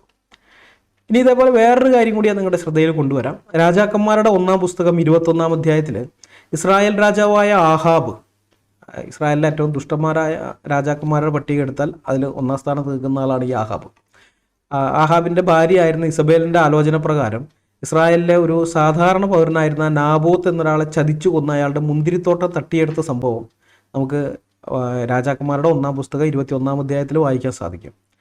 ഈ നാബോത്തിനെ ഇവൻ കൊന്നു കളഞ്ഞപ്പോൾ നാബോത്തിനെതിരെ കള്ളസാക്ഷികളെയൊക്കെ നിർത്തി കൊല്ലിക്കുകയാണ്. അപ്പോൾ അങ്ങനെ കൊന്നു കഴിഞ്ഞതിന് ശേഷം ഉണ്ടായ ആ കാര്യം അത് ഞാനൊന്ന് വായിക്കാം. നാബോത്ത് മരിച്ചു എന്ന് കേട്ടപ്പോൾ ആഹാബ് എഴുന്നേറ്റ് ഇസ്രായേലിനായ നാബോത്തിൻ്റെ മുന്തിരിത്തോട്ടം കൈവശമാക്കുവാൻ അവിടേക്ക് പോയി. എന്നാൽ യഹോവയുടെ അരുളപ്പാട് തിശ്ബ്യനായ ഏലിയാവിന് ഉണ്ടായത് എന്തെന്നാൽ, നീ എഴുന്നേറ്റ് ശമര്യയിലെ ഇസ്രായേൽ രാജാവായ ആഹാബിനെ എതിരേൽപ്പാൻ ചെല്ലുക. ഇതാ, അവൻ നാബോത്തിൻ്റെ മുന്തിരിത്തോട്ടം കൈവശമാക്കുവാൻ അവിടേക്ക് പോയിരിക്കുന്നു. നീ അവനോട്, നീ കൊല ചെയ്യുകയും കൈവശമാക്കുകയും ചെയ്തുവോ എന്ന് യഹോവ ചോദിക്കുന്നു. നായ്ക്കൾ നാബോത്തിൻ്റെ രക്തം നക്കിയ സ്ഥലത്ത് വെച്ച് തന്നെ നിന്റെ രക്തവും നക്കിക്കളയും എന്ന് യഹോവ കൽപ്പിക്കുന്നു എന്ന് നീ അവനോട് പറക. ആഹാബ് ഏലിയാവോട്, എൻ്റെ ശത്രുവേ, നീ എന്നെ കണ്ടെത്തിയോ എന്ന് പറഞ്ഞു. അതിന് അവൻ പറഞ്ഞതെന്തെന്നാൽ, അതെ, ഞാൻ കണ്ടെത്തി. യഹോവയ്ക്ക് അനിഷ്ടമായുള്ളത് ചെയ്യുവാൻ നീ നിന്നെ വിറ്റ് കളഞ്ഞതുകൊണ്ട് ഞാൻ നിന്റെ മേൽ അനർത്ഥം വരുത്തും. നിന്നെ അശേഷം നിർമൂലമാക്കി ഇസ്രായേലിൽ ആഹാബിനുള്ള സ്വതന്ത്രനും അസ്വതന്ത്രനുമായ പുരുഷപ്രജയെ ഒക്കെയും ഞാൻ നിഗ്രഹിച്ചു കളയും. നീ എന്നെ കോപിപ്പിക്കുകയും ഇസ്രായേലിനെ കൊണ്ട് പാപം ചെയ്യിക്കുകയും ചെയ്തതുകൊണ്ട് ഞാൻ നിന്റെ ഗൃഹത്തെ നെബോത്തിൻ്റെ മകനായ യൊരോബയാമിൻ്റെ ഗൃഹത്തെപ്പോലെയും അഹിയാവിൻ്റെ മകനായ ബയശയുടെ ഗൃഹത്തെപ്പോലെയും ആക്കും. ഈസബേലിനെ കുറിച്ച് യഹോവ അരുളി ചെയ്തത്, നായ്ക്കൾ ഈസബേലിനെ ഇസ്രായേലിൻ്റെ മതിലിനരികെ വെച്ച് തിന്നുകളയും. ആഹാബിൻ്റെ സന്തതിയിൽ പട്ടണത്തിൽ വെച്ച് മരിക്കുന്നവനെ നായ്ക്കൾ തിന്നും, വയലിൽ വെച്ച് മരിക്കുന്നവനെ ആകാശത്തിലെ പക്ഷികൾ തിന്നും. എന്നാൽ യഹോവയ്ക്ക് അനിഷ്ടമായുള്ളത് ചെയ്യുവാൻ തന്നെത്താൻ വിറ്റുകളഞ്ഞ ആഹാബിനെ പോലെ ആരും ഉണ്ടായിട്ടില്ല. അവൻ്റെ ഭാര്യ ഈസബേൽ അവനെ അതിനായി ഉത്സാഹിപ്പിച്ചിരുന്നു.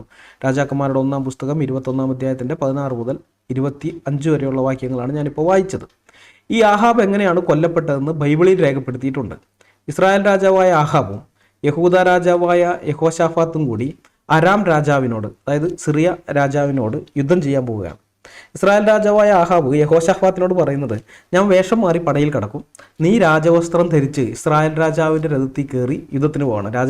ഇസ്രായേൽ രാജാവായിട്ട് നീയാണ് യുദ്ധത്തിന് പോകേണ്ടത്. അങ്ങനെ ഇസ്രായേൽ രാജാവായ ആഹാബ് വേഷം മാറി സാധാരണ ഒരു പടയാളിയുടെ അല്ലെങ്കിൽ ഒരു രഥനായകൻ്റെയൊക്കെ വേഷത്തിൽ പുള്ളി അതിനകത്ത് കയറിയിരിക്കുന്നു. യഹോശാഫാത്താണെങ്കിൽ, യഹൂദ രാജാവായ യഹോശാഫാത്താണെങ്കിൽ ഇസ്രായേൽ രാജാവിൻ്റെ വേഷമൊക്കെ ധരിച്ച് ഇസ്രായേൽ രാജാവ് എന്നുള്ള നിലയിലാണ് ചെന്നിരിക്കുന്നത്. അരാം രാജാവ് തൻ്റെ 32 രഥനായകന്മാരോട് കൽപ്പിച്ചിരുന്നത്, നിങ്ങൾ ഈ വലിയവരോടോ ചെറിയവരോടോ ഒന്നും യുദ്ധം ചെയ്യാൻ നിൽക്കണ്ട, ഇസ്രായേൽ രാജാവിനോട് മാത്രം നിങ്ങൾ പടവെട്ടണമെന്നായിരുന്നു. അവരതുപോലെ തന്നെ ചെയ്തു. ഈ 32 പേരും കൂടി ചേർന്ന് യഹോശാഫാത്തിൻ്റെ തേരിനെ വളഞ്ഞ് ആക്രമിക്കാൻ തുടങ്ങി. അപ്പോൾ യഹോശാഫാത്തിന് മനസ്സിലായി കൊല്ലപ്പെടും എന്നുള്ളത്. യഹോശാഫാത്ത് കിടന്ന് നിലവിളിച്ചു, ദൈവത്തോട് നിലവിളിച്ചു. അപ്പോൾ ആ നിലവിളി കേട്ടപ്പോൾ അവർക്ക് മനസ്സിലായി ഇത് ഇസ്രായേൽ രാജാവല്ല എന്ന്. അവർ യഹോശാഫാത്തിനെ വിട്ട് പിന്തിരിഞ്ഞു. അങ്ങനെ ആ പിന്തിരിഞ്ഞതിനിടയിൽ ഒരുത്തൻ യാദൃശ്ചയാ വില്ലുകുലച്ച്, അവ ലക്ഷ്യം വെച്ചിട്ട് അങ്ങനെയൊന്നുമല്ല, യാദൃശ്ചയാ വില്ലുകുലച്ചിട്ട് ഈ ഇസ്രായേൽ രാജാവായ ആഹാബിൻ്റെ കവചത്തിനും പതക്കത്തിനും ഇടയ്ക്ക് ചെയ്യുകയാണ്. കൃത്യമായിട്ട് അത് തുളച്ചു കയറി, കവചത്തിനും പതക്കത്തിനും ഇടയിലൂടെ ശരീരത്തിനകത്തേക്ക് തുളച്ചു കയറി. അപ്പോൾ ആഹാബ് തന്നെ തേരാളിയോട് പറയുകയാണ്, നീ രഥം തിരിച്ച് തന്നെ ഈ പടക്കളത്തിൽ നിന്ന് കൊണ്ടുപോകണം, എനിക്ക് കഠിനമായി മുറിവേറ്റിരിക്കുന്നുവെന്ന്. അന്ന് പിന്നെ ഘോര യുദ്ധം നടന്നു. ഇസ്രായേൽ രാജാവിന് അവിടെ നിന്ന് അങ്ങനെ പോകാൻ പറ്റിയില്ല. അരാമ്യർക്ക് നേരെ രഥത്തിൽ നിന്ന് യുദ്ധം ചെയ്യേണ്ടി വന്നു. അങ്ങനെ വന്നു കഴിഞ്ഞപ്പോൾ മുറിവിൽ നിന്ന് രക്തം ധാരധാരയായി രഥത്തിലേക്ക് ഒഴുകുകയാണ്. സന്ധ്യാസമയം ആയപ്പോഴേക്കും രക്തം വാർന്ന് ആഹാബ് മരിച്ചുപോയി. അങ്ങനെ സൂര്യൻ അസ്തമിച്ച് കഴിഞ്ഞപ്പോൾ പിന്നെ യുദ്ധം നിർത്തിയിട്ട് ഇവർ തിരിച്ചു വന്നു കഴിഞ്ഞപ്പോൾ ആഹാബിൻ്റെ ശവശരീരം ശമരിയിലേക്ക് കൊണ്ടുവന്നു. ശമരിയിൽ അവനെ അടക്കം ചെയ്തു. അപ്പോൾ ഈ രഥം മുഴുവൻ രക്തമാണ്, രഥത്തിൻ്റെ ആ തട്ട് മുഴുവൻ രക്തം നിറഞ്ഞിരിക്കുകയാണ്. അപ്പോൾ അതുകൊണ്ട് ഇവർ കൊണ്ടുപോയിട്ട് ശമരിയിലെ ഒരു കുളത്തിൽ കൊണ്ടുപോയിട്ട് കഴുകുകയാണ്. അങ്ങനെ അവിടെ ആ കുളത്തിൽ കഴുകിക്കഴിഞ്ഞപ്പോൾ നമ്മൾ വായിക്കുന്നത്, അവൻ്റെ രഥം ശമരിയിലെ കുളത്തിൽ കഴുകിയപ്പോൾ യഹോവ കൽപ്പിച്ചിരുന്ന വചനപ്രകാരം നായ്ക്കൾ അവൻ്റെ രക്തം നക്കി, വേശ്യാസ്ത്രീകളും അവിടെ കുളിച്ചു എന്നാണ്. രാജാക്കന്മാരുടെ 1-ാം പുസ്തകം 22-ാം അധ്യായത്തിൽ ഈ വിവരങ്ങളൊക്കെ നിങ്ങൾക്ക് വായിക്കാനായിട്ട് സാധിക്കും. രാജാക്കന്മാരുടെ 2-ാം പുസ്തകം 9-ാം അധ്യായത്തിൽ അഹാബിൻ്റെ ഭാര്യയായിരുന്ന ഈസബേലിനെ യേഹൂവിൻ്റെ കൽപ്പനപ്രകാരം കൊല്ലുന്നത് നമുക്ക് കാണാം. ഈ ആഹാബിൻ്റെ കാലശേഷം രാജാവായ ആഹാബിൻ്റെ മകൻ യോരാമിൻ്റെ പടനായകരിൽ ഒരാളായിരുന്നു യേഹൂ. അവൻ യോരാമിനെ കൊന്ന് ഇസ്രായേലിൽ രാജാവാകുകയാണ്. അപ്പോൾ അവൻ യോരാമിനെ കൊന്നിട്ട് കൊട്ടാരത്തിലേക്ക് വന്ന് കയറുമ്പോഴാണ് ഇസബേലിനെ കൊല്ലുന്നത്. ആ ഭാഗം ഞാൻ വായിക്കാം. യേഹൂ ഇസ്രായേലിൽ വന്നത് ഈസബേൽ കേട്ടിട്ട് തൻ്റെ കണ്ണിൽ മഷി എഴുതി തല ചീകി മിനുക്കിക്കൊണ്ട് കിളിവാതിൽക്കൽ കൂടി നോക്കി. യേഹൂ പടിവാതിൽ കടന്നപ്പോൾ അവൾ, യജമാനെ കൊന്നവനായ സിമ്രിക്ക് സമാധാനമോ എന്ന് ചോദിച്ചു. അവൻ തൻ്റെ മുഖം കിളിവാതിൽക്കലേക്ക് ഉയർത്തി, ആരുള്ളൂ എൻ്റെ പക്ഷത്ത്, ആരുള്ളൂ എന്ന് ചോദിച്ചു. അപ്പോൾ 2-3 ഷണ്ടന്മാർ പുറത്തേക്ക് നോക്കി, അവളെ താഴെ തള്ളിയിടുവിൻ എന്നവൻ കൽപ്പിച്ചു. ഉടനെ അവർ അവളെ താഴെ തള്ളിയിട്ടു. അവളുടെ രക്തം ചുവരിന്മേലും കുതിരകളിന്മേലും തെറിച്ചു. അവൻ അവളെ ചവിട്ടിക്കളഞ്ഞു.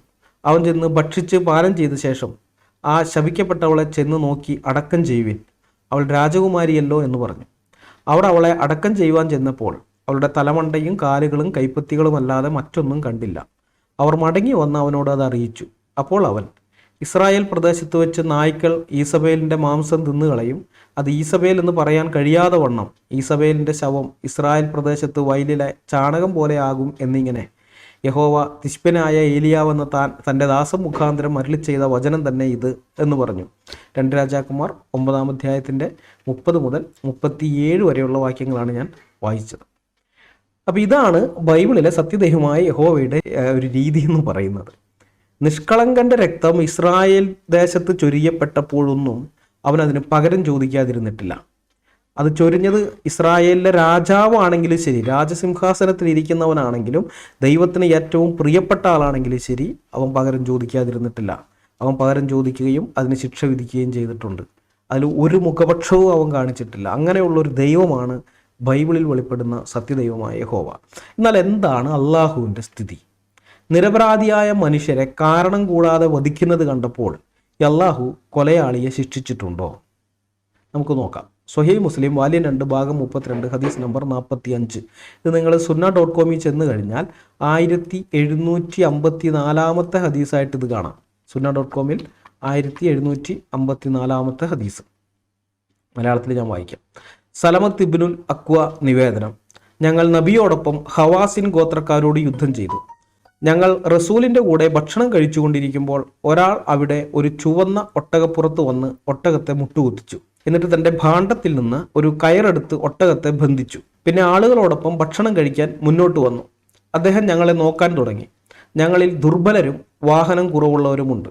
ഞങ്ങളിൽ ചിലർ നടക്കുന്നവരായിരുന്നു. അതിവേഗതയിൽ അയാൾ നടന്നു. അയാൾ ഒട്ടകത്തിൻ്റെ അടുത്ത് ചെന്നു, അതിൻ്റെ ബന്ധനം അഴിച്ചു. പിന്നെ അതിനെ മുട്ടുകുത്തിച്ച് അതിൻ്റെ പുറത്തിരുന്നു, അതിനെ തെളിച്ചു. ഒട്ടകം അദ്ദേഹത്തെയുമായി വേഗത്തിൽ പോയി. അയാളെ മറ്റൊരാൾ ഒരു കറുത്ത പെണ്ണൊട്ടകപ്പുറത്ത് കയറി പിന്തുടർന്നു. സലമത്ത് പറയുന്നു, ഞാനും അതിവേഗതയിൽ പുറപ്പെട്ടു. ഞാൻ പെണ്ണൊട്ടകത്തിൻ്റെ പിൻഭാഗത്തായിരുന്നു. ഞാൻ മുമ്പോട്ട് ഗമിച്ചു. അയാളുടെ ഒട്ടകത്തിൻ്റെ പുറകിലെത്തി. പിന്നെയും മുമ്പോട്ട് നീങ്ങി. അയാളുടെ ഒട്ടകത്തിൻ്റെ കടിഞ്ഞാൻ പിടിച്ച് ഒട്ടകത്തെ മുട്ടുകുത്തിച്ചു. അയാൾ നിലത്ത് കാലൂന്നിയപ്പോൾ ഞാൻ വാൾ ഊരി അയാളുടെ തലയ്ക്ക് വെട്ടി. അയാൾ താഴെ വീണു. പിന്നെ ഞാൻ ഒട്ടകത്തെ തെളിച്ചു നടന്നു. അതിൻ്റെ പുറത്ത് ഒട്ടകക്കട്ടിലും ആയുധവും ഉണ്ടായിരുന്നു. ആ സമയത്ത് നബി എന്നെ സ്വീകരിച്ചു, കൂടെ ജനങ്ങളും. നബി ചോദിച്ചു, ആരാണ് അയാളെ കൊന്നത്? ആളുകൾ പറഞ്ഞു, ഇബ്നുൽ അക്വ. നബി പറഞ്ഞു, എല്ലാ ഉപകരണങ്ങളും അദ്ദേഹത്തിനാണ്. സ്വഹീഹ് മുസ്ലിം വാല്യം 2 ഭാഗം 32 ഹദീസ് നമ്പർ 45. സുന്ന.കോമിലാണെങ്കിൽ 1754 ഹദീസാണ്. നിരപരാധിയായൊരു വഴിപോക്കനെ കാരണം കൂടാതെ കൊന്ന. കാരണം കൂടാതെ എന്ന് പറഞ്ഞാൽ പൂർണ്ണമായും ശരിയാവില്ല. മുസ്ലിങ്ങളെ സംബന്ധിച്ച് ഒരു കാരണമുണ്ട്. വെച്ചാൽ ആ മനുഷ്യൻ്റെ കൈവശം ഒരു ഒട്ടകം ഉണ്ടായിരുന്നു. മുഹമ്മദിനും കൂട്ടർക്കും അയാളെ കൊല്ലാൻ അതൊരു നല്ല കാരണമാണ്. പ്രത്യേകിച്ചും ഈ മുസ്ലിം സൈന്യത്തിൻ്റെ കയ്യിൽ വാഹനം കുറവുള്ള സമയത്ത്, വാഹനം എന്ന് പറഞ്ഞു കഴിഞ്ഞാൽ ഈ വാഹന മൃഗങ്ങളാണ്, ഒട്ടകം കുതിരയൊക്കെയാണ്. അപ്പോൾ അത് അവരിൽ കുറവാണ്. അവരിൽ പലരും നടക്കുകയായിരുന്നു എന്ന് പറയുന്നുണ്ട് ഹദീസിൽ. അപ്പോൾ അങ്ങനെ ഇരിക്കെ ഒരാൾ ഒരു ഒട്ടകത്തെയും കൊണ്ടുവരുന്ന സമയത്ത് അയാളെ കൊല്ലാൻ അവർക്കതൊരു നല്ല കാരണമാണ്. എന്നാൽ ശരാശരി നീതിബോധമുള്ള ഒരു മനുഷ്യനെ സംബന്ധിച്ചിടത്തോളം കാരണം കൂടാതെ ഒരാളെ കൊന്ന് അയാളുടെ വസ്തുവകളൊക്കെ തട്ടിയെടുത്തിട്ടും അള്ളാഹു ഒരക്ഷരം ഇതിനെപ്പറ്റി മിണ്ടുന്നില്ല. മുഹമ്മദിനെ നോക്കണ്ട. മുഹമ്മദിൻ്റെ ധാർമ്മിക ബോധം നമുക്കറിയാത്രത്തോളം ഉണ്ടെന്ന്. അതുകൊണ്ട് പിന്നെ മുഹമ്മദ് എന്തെങ്കിലും പറയുന്നത് നമ്മൾ നോക്കേണ്ട കാര്യമില്ല. പക്ഷെ അള്ളാഹു എന്തെങ്കിലും ഒരു വെളിപ്പാട് ആ സമയത്ത് ഇറക്കണ്ടേ?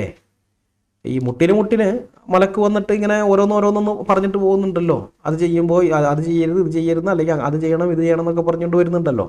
അപ്പോൾ അങ്ങനെ ആ വഹിയും കൊണ്ട് വരുമ്പോൾ ഈ ഒരു സംഭവം നടന്നു കഴിഞ്ഞപ്പോൾ എന്തെങ്കിലും എന്തെങ്കിലും ഒരു വാക്ക് പറയണ്ടേ? ബൈബിളിൽ നമ്മൾ കാണുന്നുണ്ട്, ദാവീദ് തെറ്റ് ചെയ്ത് കഴിഞ്ഞപ്പോൾ നാഥാം പ്രവാചകനെ അയച്ചു. ആഹാബ് തെറ്റ് ചെയ്ത് കഴിഞ്ഞപ്പോൾ ഏലിയാവിനെ അയച്ചു. രണ്ടുപേരെ കൊണ്ടും ഈ തെറ്റ് ചെയ്തവർക്കെതിരെ ശിക്ഷാവിധി മുഖത്ത് നോക്കി തന്നെ പറയിപ്പിക്കുകയാണ്. മുഖത്ത് നോക്കി തന്നെയാണ് അവർ പറയുന്നത്. നാഥാം വന്നിട്ട് മുഖത്ത് നോക്കിയിട്ട് തന്നെ വിരൽ ചൂണ്ടിക്കൊണ്ട് പറഞ്ഞു, ആ മനുഷ്യൻ നീ തന്നെയാണെന്ന്. ഏലിയാവും അത് തന്നെ പറഞ്ഞു, നിന്റെ രക്തം നായ്ക്കൾ നക്കും എന്ന് പറഞ്ഞു. നിനക്കിങ്ങനെ ചെയ്യാൻ ആലോചന പറഞ്ഞു തന്ന നിന്റെ ഭാര്യ ഇസബേലിൻ്റെ രക്തം, ഇസബേലിൻ്റെ ശവമടക്കം നായ്ക്കൾ തിന്നുമെന്ന് പറഞ്ഞു. അപ്പോൾ ദൈവം, സത്യദൈവം, ബൈബിളിലെ ദൈവം, യഹോവയായ ദൈവം ആ വിധത്തിൽ തൻ്റെ പ്രവാചകന്മാരെ അയച്ച് തെറ്റ് ചെയ്തവരെ ശാസിക്കുകയും അവർക്കുള്ള ശിക്ഷാവിധികൾ പ്രഖ്യാപിക്കുകയും ചെയ്തപ്പോൾ ഇവിടെ ഇതാ ഒരു നിരപരാധിയായ മനുഷ്യനെ യാതൊരു കാരണവുമില്ലാതെ കൊന്നുകളഞ്ഞ ഈ മുസ്ലിങ്ങൾക്കെതിരെ, അല്ലെങ്കിൽ സലമത്ത് ഇബ്നുൽ അക്വ എന്ന് പറയുന്ന ആ വ്യക്തിക്കെതിരെ യാതൊരു വിധമായ ശിക്ഷാവിധിയും അള്ളാഹു പറയുന്നില്ല. ഒരു കുഴപ്പമില്ല. ഇത് എന്തൊരു നീതിബോധമാണെന്ന് ആലോചിച്ച് നോക്കണം. ഇങ്ങനെയുള്ള ഈ അള്ളാഹു ബൈബിളിലുള്ള നീതിമാനായ യഹോവയാണ് എന്ന് പറയുമ്പോൾ അത് പറയാനുള്ള സ്വാതന്ത്ര്യം ലോറൻസിക്കുണ്ട്. അനിയന്മാരുടെ വാക്ക് കേട്ടിട്ട് അതല്ല അതിൽ വലുതും ആണെങ്കിലും പറയാം. പക്ഷെ അത് പറയേണ്ടത് അവരുടെ മുമ്പിൽ, അല്ലെങ്കിൽ മദ്രസയിൽ പോയി പറഞ്ഞോളണം. മനസ്സിലായ? ക്രിസ്ത്യാനികളോട് ലോറൻസിക്ക് ഇത് പറയാൻ നിൽക്കരുത്. അങ്ങനെയൊക്കെ പറയാൻ വന്ന കണ്ടം വഴി ഓടേണ്ടി വരും. ഓടാൻ നിങ്ങൾക്ക് കണ്ടം തികയില്ല. 3 ചേട്ടനിയന്മാരും കൂടി നെടുകയും കുറുകെ ഓടിയാലും കണ്ടം തികയില്ല. അമ്മാതിരി ഓട്ടം ഓടേണ്ടി വരും കേട്ടോ. മദ്രസയിൽ പോയിട്ട് അവിടെയൊക്കെ പറഞ്ഞു, ഞങ്ങൾക്കൊരു കുഴപ്പമില്ലാന്നേ, നിങ്ങൾ അവരെ പഠിപ്പിക്കുക. പക്ഷെ ഞങ്ങളുടെ ക്രൈസ്തവരുടെ അടുത്ത് അതും പറഞ്ഞുകൊണ്ട് വരരുത്. യഹോവയെ അള്ളാഹു ഒന്നാണെന്നും പറഞ്ഞ് ക്രിസ്ത്യാനികളോട് അത് പറഞ്ഞുകൊണ്ട് വരരുത്. ഇനി ബൈബിളിൽ നമ്മൾ ചിന്തിച്ചല്ലോ, ദാവീദിന്റെ ക്രൂരകൃത്യത്തെക്കുറിച്ച് നമ്മൾ ചിന്തിച്ചല്ലോ. ദാവീദ് ചെയ്തത് വളരെ തെറ്റായിട്ടുള്ള കാര്യമാണ്. ദൈവം അതിന് ശിക്ഷ വിധിക്കുന്നുമുണ്ട്. ആ കാര്യത്തെക്കുറിച്ച്, അങ്ങനെയുള്ള ആ വിഷയത്തിൽ ഇസ്ലാമിക വേർഷൻ എങ്ങനെയാണ് മുസ്ലിം പണ്ഡിതന്മാർ രേഖപ്പെടുത്തിയിട്ടുള്ളതെന്നും കൂടി നമ്മൾ നോക്കണം. മുസ്ലിം പണ്ഡിതന്മാർ ഈ കാര്യത്തെക്കുറിച്ച് എഴുതിയിട്ടുണ്ട്. ഇതൊന്നും പഠിച്ചിട്ടില്ലാത്ത, വായിച്ചിട്ടില്ലാത്ത എം അക്ബറിനെ പോലെയുള്ള ആളുകൾ, ഇവരൊക്കെ ഇസ്ലാമിക പണ്ഡിതന്മാരാണെന്നാണ് വെപ്പ്. ഇവരൊക്കെ വന്നിട്ട് അന്യസ്ത്രീ ദാവീദിന്റെ കിടപ്പറയിൽ ദാവീദ് ഇങ്ങനെ ഇതൊക്കെ ചെയ്തു, ദാവീദ് അങ്ങനെ ചെയ്തു, ഇതൊക്കെ ബൈബിളിലുള്ള ദാവീദ് അങ്ങനെ യഥാർത്ഥത്തിൽ ചെയ്തിട്ടില്ല, അപ്പോൾ ദാവീദിനെ അപമാനിക്കാൻ വേണ്ടി ഈ ബൈബിൾ എഴുത്തുകാർ കെട്ടിച്ചമച്ചുണ്ടാക്കിയാന്നൊക്കെ പറഞ്ഞ് അക്ബറൊക്കെ കുറേ നാളുകൂടെ പ്രസംഗിച്ച് നടന്നതാണ്. പക്ഷെ അക്ബറിന് സ്വന്തം പണ്ഡിതന്മാർ ഇതിനെക്കുറിച്ച് എന്താ പറഞ്ഞിരിക്കുന്നതെന്ന് അറിഞ്ഞൂടാ. വായിച്ചിട്ടില്ല അക്ബറൊന്നും. പക്ഷെ ഞങ്ങൾ വായിച്ചിട്ടുണ്ട്. ക്രിസ്ത്യാനികളായ ഞങ്ങളിത് വായിച്ചിട്ടുണ്ട്. ഞാൻ പറഞ്ഞില്ലേ, നിങ്ങളുടെയൊക്കെ ഉസ്താദുമാർക്ക് ഇസ്ലാം എന്താണെന്ന് അറിയുന്നുണ്ടെങ്കിൽ ഞങ്ങളോട് ചോദിക്കും, ഞങ്ങൾ പഠിപ്പിച്ചു തരാം. നിങ്ങളുടെയൊക്കെ പ്രമാണത്തിനകത്ത് എഴുതിയിരിക്കുന്നത്. ഈ മുഹമ്മദിന് ശേഷം ഇസ്ലാമിക ലോകത്തെ ഏറ്റവും കൂടുതൽ സ്വാധീനിച്ച വ്യക്തി എന്ന് ചില ഇസ്ലാമിക ചരിത്രകാരന്മാർ പറയുന്നത് ഇമാം അൽ ഗസാലിയെയാണ്. അദ്ദേഹം ഏതാണ്ട് ഹിജ്റ 450 മുതൽ 505 വരെയുള്ള അതിൽ, അല്ലെങ്കിൽ AD 1058 മുതൽ 1111 വരെയുള്ള കാലഘട്ടത്തിലാണ് അദ്ദേഹം ജീവിച്ചിരിക്കുന്നത്. ഇസ്ലാമിനകത്തൊരു കാറ്റും വെളിച്ചമൊക്കെ കടക്കുന്നത് മുതസല്ലികൾ എന്ന് പറയുന്ന വിഭാഗക്കാർ ഉണ്ടായതിനു ശേഷമാണ്. ആ മുതസല്ലി വിഭാഗക്കാരെ സമ്പൂർണ്ണമായിട്ടും ഉന്മൂലനം ചെയ്യാൻ പ്രയത്നിച്ച വ്യക്തി ഈ ഇമാം ഗസാലിയാണ്. അവരെയൊക്കെ ഇല്ലാതാക്കി കളഞ്ഞിട്ട് ഇസ്ലാമിനെ വീണ്ടും 7-ാം നൂറ്റാണ്ടിലേക്ക് മടക്കി കൊണ്ടുപോയ ആൾ. അപ്പോൾ ഈ ഇമാം ഗസാലി ഇദ്ദേഹം ആകെ 70ഓളം ഗ്രന്ഥങ്ങൾ എഴുതിയിട്ടുണ്ട്. അതിലേറ്റവും പ്രസിദ്ധമായിട്ടുള്ളത് ഇഹ്യാ ഉലൂം അൽ ദീൻ അഥവാ ഇഹ്യാ ഉലൂമുദ്ദീൻ എന്ന് പറയുന്ന മതവിജ്ഞാനങ്ങളെ ജീവിപ്പിക്കുന്നു എന്നാണ് മലയാളത്തിലെ ആ പുസ്തകത്തിൻ്റെ പേര്. ഈ ഇഹ്യാ ഉലൂമുദ്ദീൻ എന്ന് പറയുന്ന പുസ്തകമാണ്. ഇസ്ലാമിക രീതിശാസ്ത്രത്തിലെ എല്ലാ വിഷയങ്ങളും ആ പുസ്തകം കൈകാര്യം ചെയ്യുന്നുണ്ട്. ഖുർആൻ ഹദീസുകൾക്ക് ശേഷം ഇസ്ലാമിക ലോകത്തെ ഏറ്റവും കൂടുതൽ സ്വാധീനിച്ച ഗ്രന്ഥം ഈ ഇമാം ഗസാലിയുടെ ഇഹ്യാ ഉലൂമുദ്ദീനാണ്. ഇമാം നവവി ഈ ഗ്രന്ഥത്തെക്കുറിച്ച് പറഞ്ഞിരിക്കുന്നത്, ഇഹ്യാ ഉലൂമുദ്ദീൻ ഒഴികെ ഇസ്ലാമിക ലോകത്തെ എല്ലാ ഗ്രന്ഥങ്ങളും നഷ്ടപ്പെട്ടു പോയാലും അവയ്ക്ക് പകരം വയ്ക്കാൻ ഇഹ്യാ ഉലൂമുദ്ദീൻ മതിയാകുന്നതാണ്. അതായത് ഇസ്ലാമിക ലോകത്തെ എല്ലാ ഗ്രന്ഥങ്ങളെന്ന് പറയുമ്പോൾ ഖുർആൻ ഹദീസുകളും അടക്കമുള്ള എല്ലാ പുസ്തകങ്ങളും നഷ്ടപ്പെട്ടു പോയാലും അതിന് പകരം വയ്ക്കാൻ ഇഹ്യാ ഉലൂമുദ്ദീൻ മതി എന്നാണ് ഇമാം നവവി പറഞ്ഞത്. അപ്പോൾ ഈ ഗ്രന്ഥത്തിൻ്റെ മലയാള പരിഭാഷ തൃശ്ശൂരുള്ള ആമിന ബുക്ക് സ്റ്റാൾ 1979 മുതലേ പുറത്തിറക്കുന്നുണ്ട്. അതവർ ഓരോരോ പാർട്ട് 1, പാർട്ട് 2, പാർട്ട് 3 എന്നൊക്കെ പറഞ്ഞുകൊണ്ട് കുറേ ആയിട്ട് ഇറക്കിയിരിക്കുകയാണ്.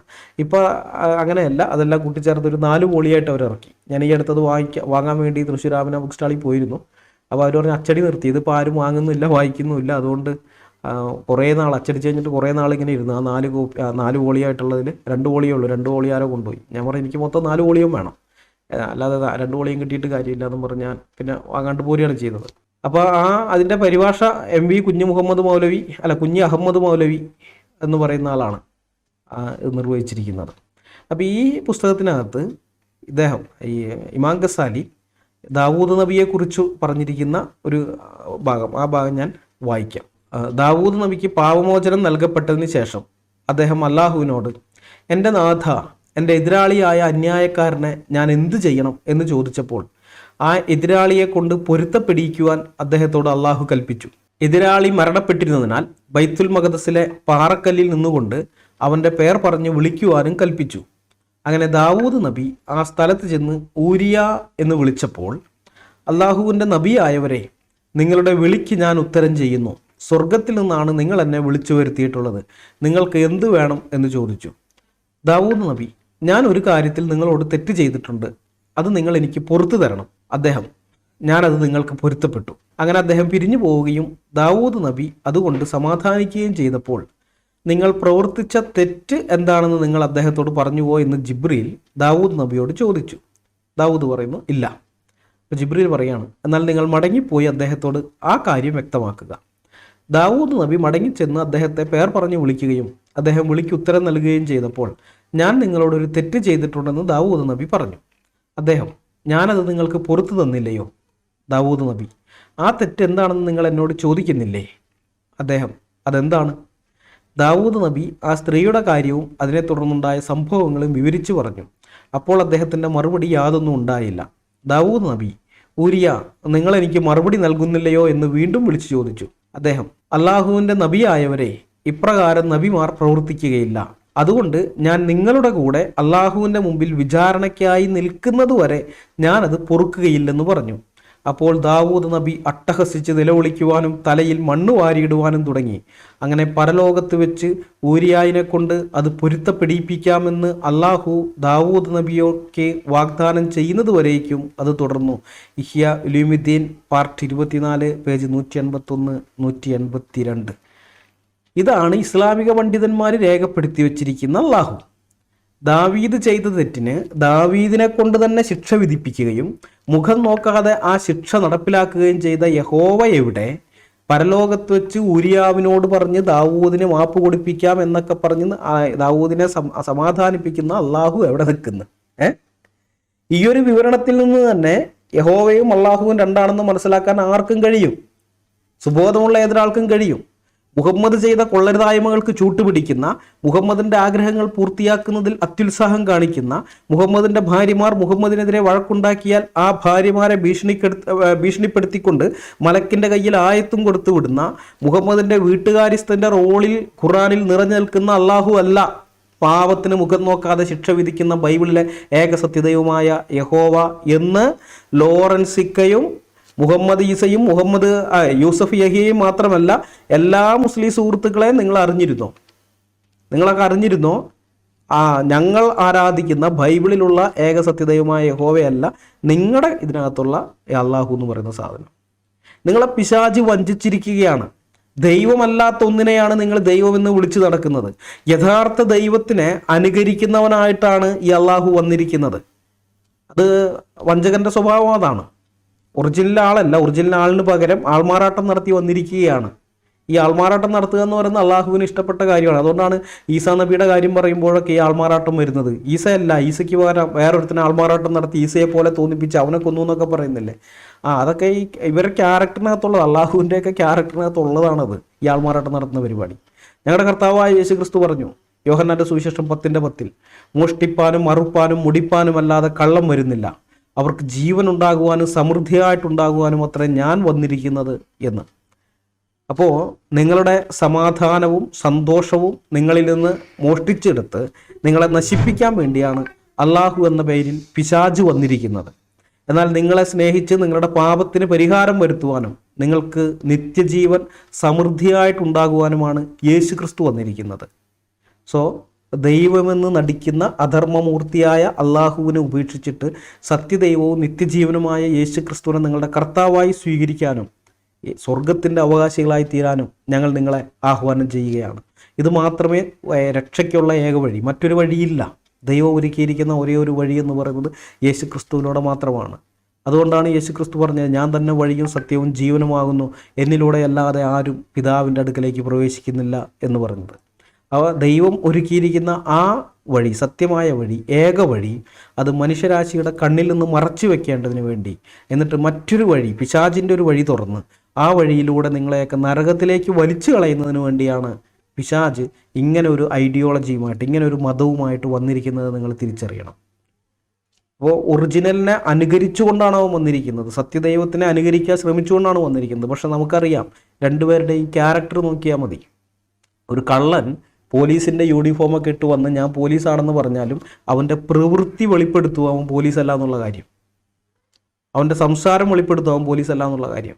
മനസ്സിലായി? അപ്പോൾ നമ്മളിവിടെ അള്ളാഹുവിൻ്റെ സംസാരവും അള്ളാഹുവിൻ്റെ പ്രവൃത്തികളും നോക്കിയാൽ അത് ബൈബിളിലെ സത്യദൈവമായിരിക്കുന്ന യഹോവയുടെ സംസാരവുമായിട്ടും പ്രവൃത്തികളുമായിട്ട് അജഗജ അന്തരമുണ്ടെന്ന് കാണാനായിട്ട് സാധിക്കും. ഇത് രണ്ടും രണ്ടാണ് സുഹൃത്തുക്കളെ. നിങ്ങൾ ഇനിയും ഈ ചതിയിൽപ്പെട്ട്, വഞ്ചനയിൽപ്പെട്ട്, പിശാചിൻ്റെ കെണിയിലകപ്പെട്ട് നിങ്ങളുടെ ജീവിതം നരകതുല്യമാക്കി തീർക്കരുത്. ചില ആളുകൾ ആ കെണിയിൽപ്പെട്ട് പോയിട്ടുണ്ട്. ക്രൈസ്തവ കുടുംബത്തിൽ ജനിച്ചു വളർന്നിട്ട് ഈ കെണിയിൽപ്പെട്ട് പോയ ആൾക്കാരൊക്കെ ഉണ്ട്. ഈ ലോറൻസൊക്കെയും അനിയന്മാരൊക്കെ ആ വിധത്തിൽ പെട്ടുപോയവരാണ്. നിങ്ങൾ അവരുടെ വാക്ക് കേട്ടിട്ട് നിങ്ങളുടെ ജീവിതം നശിപ്പിച്ച് കളയരുതേ. നിങ്ങൾ സത്യം അന്വേഷിക്കുക. ഇനിയെങ്കിലും നിങ്ങൾ തിരിച്ചറിയുക. ജീവിക്കുന്ന ദൈവത്തിൻ്റെ അടുക്കിലേക്ക് നിങ്ങൾ വാ. ദൈവത്തിൻ്റെ മക്കളായി തീരാനുള്ള അസുലഭ ഭാഗ്യം നിങ്ങൾക്കുണ്ട്. ദൈവം നിങ്ങളെ അതിന് സഹായിക്കട്ടെ. ദൈവത്തിൻ്റെ നാമം എന്നും എന്നേക്കും വാഴ്ത്തപ്പെടുമാറാകട്ടെ. ആമേൻ.